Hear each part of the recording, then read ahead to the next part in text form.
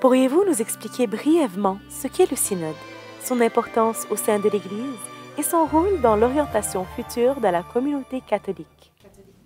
C'est sûr que je voudrais commencer en disant qu'un synode, c'est très important. Mais pour vraiment commencer à parler d'un synode, il faut qu'on se parle de ce qu'est l'Église. L'Église, c'est le peuple de Dieu, c'est une famille, c'est un mouvement là, qui a comme pour mission, ce mouvement-là comme objectif, d'amener à terme là, un monde meilleur tel que Dieu le veut, un monde de justice et de paix. Puis c'est normal dans une famille, dans un mouvement, qu'on s'assoie de temps en temps, qu'on se dise, ben, d'où on vient, où on s'en va, qu'on discerne ensemble, qu'on décide ensemble aussi. Alors, des synodes dans la vie de l'Église, là, il y en a depuis le début, depuis la première génération chrétienne. Si on ouvre la Bible là, au livre des Actes des Apôtres, à un moment donné, les premiers chrétiens ont à se poser la question, qu'est-ce qu'on fait avec les Grecs là, qui deviennent chrétiens, là, qui ne sont pas des Juifs de naissance? Qu'est-ce qu'on fait avec eux?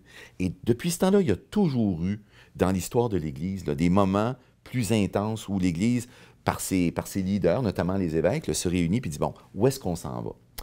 Peut-être qu'on a perdu un petit peu l'habitude au cours des siècles, mais avec le Concile Vatican II. Le concile, c'est une autre manière de dire à partir du latin ce qu'un synode veut dire. C'est une grande assemblée d'évêques autour des années 1962-65. Depuis ce temps-là, on redécouvre l'Église comme peuple de Dieu le Père, corps du Christ, temple de l'Esprit Saint, où chacune des pierres vivantes que toi et moi nous sommes, tout le monde, reçoit l'Esprit Saint. Alors, cette idée là qu'on marche ensemble. Synode, en grec, ça veut dire marcher ensemble. Alors, c'est une expérience là, plus intense dans une Église qui marche tout le temps ensemble.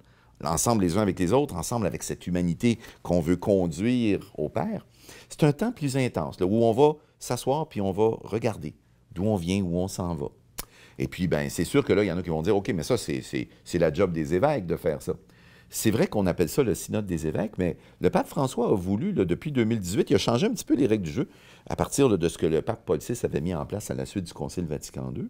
Il a dit non, oui, les évêques sont là, mais c'est possible aussi pour d'autres membres du peuple de Dieu qui ne sont pas des évêques de contribuer, puisqu'un évêque, c'est quoi après tout? Oui, c'est un leader, oui, c'est celui qui enseigne dans l'Église, celui qui est à la tête, mais c'est un disciple aussi, un évêque. C'est pas juste un chef, c'est pas juste un berger, c'est aussi une brebis. Et donc, l'évêque a à se mettre à l'écoute, puis on a à se mettre à l'écoute ensemble de l'Esprit Saint. Et donc, ce qui va se passer, qui s'en vient, le synode sur la synodalité, c'est l'occasion, c'est déjà commencé, hein, ça fait déjà 3 ans, de réfléchir ensemble sur ce thème-là de la synodalité, de notre qualité de marcher ensemble. Il y a eu des synodes sur toutes sortes de thèmes depuis les années 60-70, sur les jeunes, la famille, les prêtres, le mariage. Il peut y avoir des synodes, donc des réflexions ecclésiales sur toutes sortes de sujets. La synodalité, c'est important parce que ça touche notre ADN, notre qualité d'être ensemble en mission pour le service de ce monde meilleur qui est le règne de Dieu sur terre.